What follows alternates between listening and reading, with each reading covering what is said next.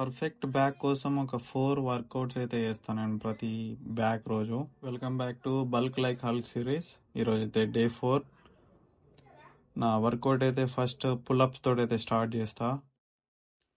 Then lot pull down అయితే చేస్తా, ఇవి 4 సెట్స్.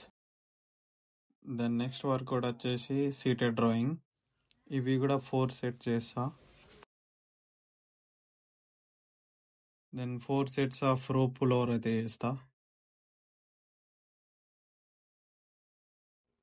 లాస్ట్ వర్కౌట్ వచ్చేసి చెస్ట్ సపోర్టెడ్ రోయింగ్.